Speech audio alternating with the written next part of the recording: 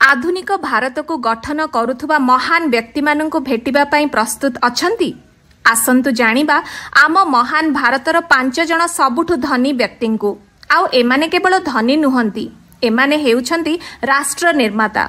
Number 5 रे अछंती सन pharma pharmaceutical company रो मालिक दिलीप सांघवी, जहांकर जमापुंजी हेउछि 24.4 बिलियन डॉलर।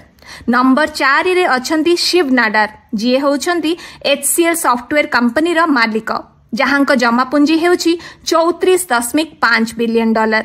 नंबर 3 रे अछंती भारतर सबुठु धनी महिला एवं जिंदल स्टील कंपनी रो मालिक सावित्री जिंदल, जहांक जमापुंजी हेउछि 35.5 बिलियन डॉलर।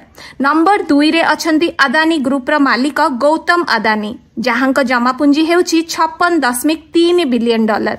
आउ नंबर 1 रे अछंती रिलायंस इंडस्ट्री रो मालिक मुकेश अंबानी, जहांक जमापुंजी हेउछि 92.5 बिलियन डॉलर।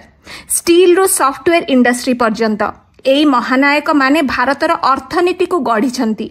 एमानंक भितरु आपणकर प्रेरणा किए? कमेंट रे निश्चय जणेबे।